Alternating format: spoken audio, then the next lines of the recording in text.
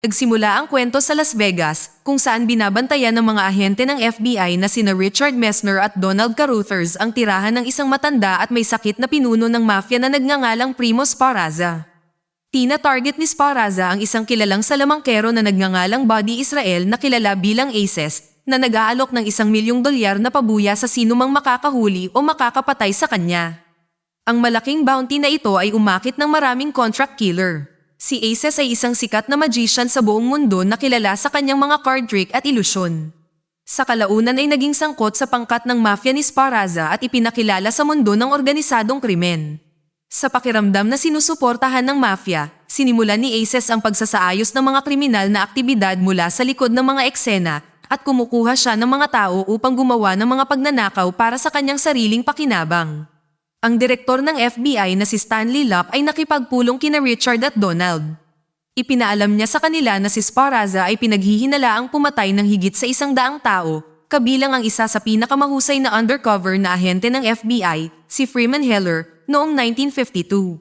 Si Heller ay sumailalim sa plastic surgery upang makalusot sa pamilya ng mafia ni Sparaza, ngunit ang kanyang tunay na pagkakakilanlan ay natuklasan sa kalaunan, kaya pinangunahan ni Sparaza ang pagpatay sa kanya. Ipinaliwanag ni Stanley ang koneksyon sa pagitan ni Sparaza at Aces. Plano ni Aces na magsagawa ng kudeta upang palitan si Sparaza bilang pinuno ng mafia sa pamamagitan ng paglapit sa mga matataas na miyembro ng organisasyon. Dahil dito, ang mafia family ni Sparaza ay nahati na ngayon sa dalawang faction, ang ilan ay sumusuporta kay Aces, habang ang iba ay nananatiling tapat kay Sparaza. Dahil sa mga ginawa ni Aces, gusto siyang iligpit ni Sparaza, hindi lang para patayin siya kundi para i-transplant din ang puso ni Aces sa sarili niyang mahinang katawan para mapahaba pa ni Sparaza na may malubhang karamdaman ang kanyang buhay. Upang makamit ito, kumuha si Sparaza ng isang misteryosong hitman mula sa Sweden na kilala lamang bilang The Swede na ang tunay na pagkakakilanlan ay nananatiling lihim. Nagdagdag din siya ng 2 walang takot na babaeng assassin, sina Georgia Sykes at Sharice Waters. Bukod pa rito, ang iba pang mga contract killer na nalaman ng tungkol sa bounty ay hinahabol din si Aces para makuha ang $1,000,000 na reward. Kabilang sa kanila ang walang awa na Tremor Brothers, ang 3 magkakapatid na gangster na nagngangalang Darwin, Jeeves, at Lester. Si Laszlo Soot, isang sharpshooter at master of disguises, at si Paquel Acosta na kilala bilang The Plague, isang walang awang mamamatay tao na kilala sa kanyang matinding pamamaraan. Si Acosta ay lubos na nakatuon sa pag-iwas sa pagtuklas sa kanya kaya't inalis niya ang sarili niyang mga fingerprint upang pigilan ang mga pulis na makuha ang kanyang mga fingerprint. Samantala, ang bounty hunter na si Jack Dupree at ang kanyang mga partner na sina Pete Dix at Hollis Elmore ay inupahan ng Las Vegas bondsman upang hanapin at ibalik si Aces dahil hindi siya nakapagpiyansa. Kasabay nito, plano ng FBI na ilagay si Aces sa witness protection dahil isa siyang pangunahing saksi laban sa makapangyarihang organisasyon ng mafia ni Sparaza.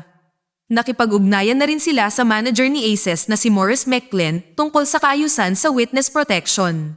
Dahil dito, itinalaga sina Richard at Donald na protektahan si Aces mula sa pagsalakay ng maraming contract killer hanggang sa opisyal na maaprubahan ang witness protection program. Kung mawala ng FBI si Aces, nanganganib silang matalo ang kanilang kaso laban kay Sparaza at sa buong network ng mafia.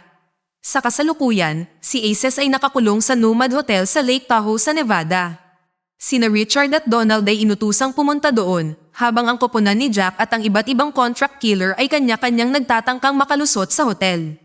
Sa di kalayuan sa Nomad Hotel, plano ni na Jack, Pete, at Hollis na magpanggap bilang mga security guard ng hotel para makakuha ng mas madaling access sa suite ni Aces.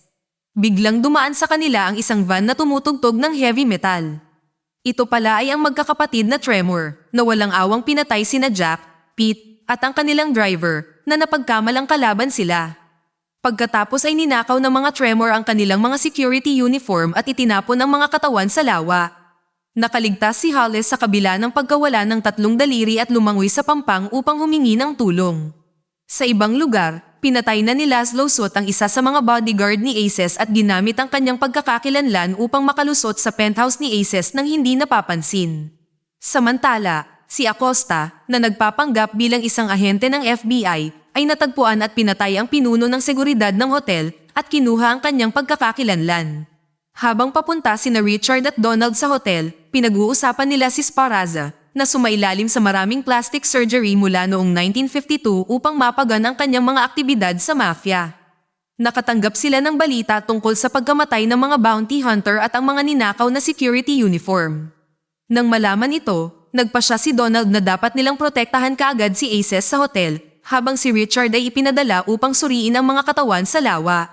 Samantala, ang mga contract killer ay nagsimulang magsagawa ng kanilang mga plano. Ang magkakapatid na Tremor at Acosta ay nagbabalat kayo bilang mga tauhan ng security. Plano ni Georgia Sykes na pasukin ang hotel sa pamamagitan ng pagpapanggap bilang isang call girl, kasama si Charis na nagbibigay ng sniper support mula sa isang gusali sa kabilang kalye. Si Laszlo, na ngayon ay nakabalat kayo bilang isa sa mga bodyguard ni Aces, ay nakakuha ng access sa suite ni Aces nang hindi nagdudulot ng hinala mula sa natitirang security team. Si The Swede, na isang misteryosong lalaki, ay dumating din sa hotel. Si Sir Ivy, ang kanang kamay ni Aces, ay nagkaroon ng hinala sa nangyayaring kaguluhan ngunit naabala siya sa maling pag-uugali ni Aces. Si Aces, na paranoid at nasa ilalim ng impluwensya ng droga, ay lalong naging hindi matatag at ibinukod ang kanyang sarili sa kanyang penthouse. Napagtanto na ang sitwasyon ay mas mapanganib kaysa sa inaasahan matapos makita ang mga bangkay sa lawa, nagmamadaling pumunta si Richard sa hotel upang samahan si Donald.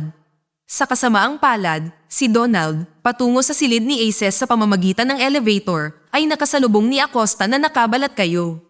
Nang mapansin na nawawala ang mga daliri ni Acosta, naalala ni Donald na inalis ni Pascual Acosta ang kanyang sariling fingerprint upang maiwasang makuha ang kanyang pagkakakilanlan. Binaril ni Acosta si Donald at kritikal na nasugatan siya. Nagawa ni Donald na barilin si Acosta bilang kapalit. Ang dalawang lalaki ay malubhang nasugatan at hindi na makakilos. Sa pagputok ng baril, ang mga elevator ay isinara ng hotel security, iniwan ang Tremor Brothers na nakakulong sa isa pang elevator. Natuklasan ni Georgia, na pilit na binubuksan ang pinto ng elevator, ang sugatang sina Donald at Acosta.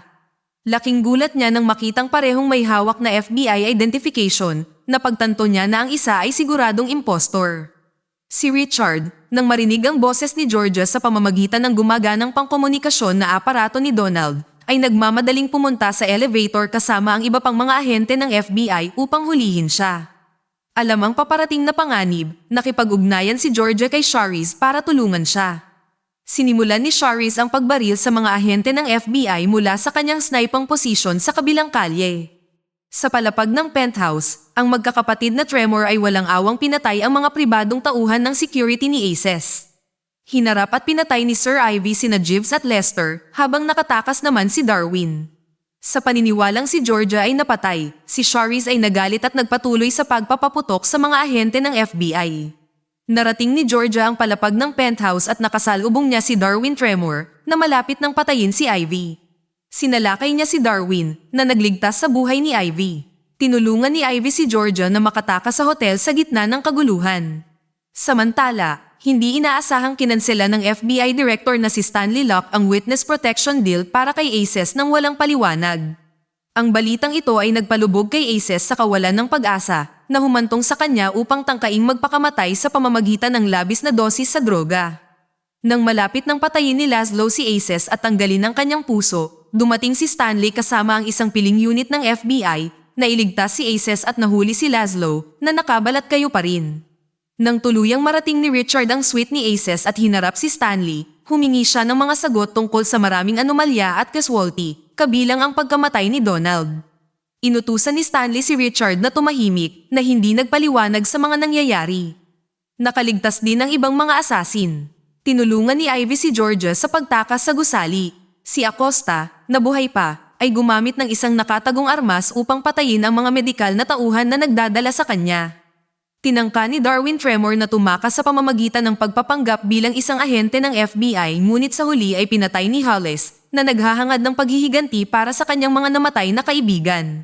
Labis na naapektuhan ng mga kalunos-lunos na pangyayari, pumunta si Richard sa ospital kung saan ginagamot sina Aces at Sparaza. Pagharap kay Stanley habang nakatutok ang baril, hiniling niya ang katotohanan. Dinala siya ni Stanley sa isang ligtas na silid kung saan nakita niya sina Aces at Sparaza na magkatabi sa life support. Ang nakagigimbal na katotohanan ay nahayag, si Aces ay anak sa labas ni Sparaza mula sa isang maikling relasyon sa isang call girl.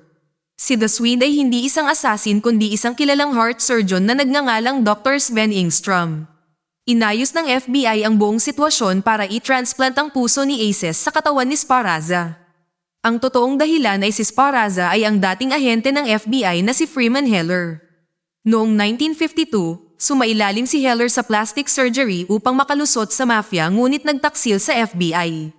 Sa paniniwalang siya ay nagtaksil sa kanila, iniutos ng FBI ang pagpatay sa kanya. Gayunpaman, nakaligtas siya at ipinagpatuloy ang kanyang buhay sa mafia bilang Primo Sparaza. Ngayon, nais ng FBI na iligtas si Sparaza upang kunin ang mahalagang impormasyon mula sa kanyang 60 taon sa organisadong krimen. Nagalit si Richard sa mga manipulative action ng FBI, lalo na't namatay ang kanyang partner na si Donald. Nananatiling walang malasakit si Stanley, at iginiit na para ito sa ikabubuti ng lahat at iminungkahi kay Richard na umalis sa bureau kung hindi siya sumasang-ayon. Dahil sa pagkadismaya, tahimik na pumasok si Richard sa silid kung saan naka-life support sina Aces at Sparaza. Nilock niya ang pinto at diniskonekta ang kanilang mga medikal na kagamitan na naging sanhi ng pagkamatay ng dalawa. Ang pagkilos na ito ay ang kanyang paraan ng paghihiganti laban sa pagkakanulo ng FBI at pagwawakas sa ikot ng katiwalian. Inalis ni Richard ang kanyang FBI badge at ibinaba ang kanyang baril na sumisimbolo sa kanyang pagbibitiw.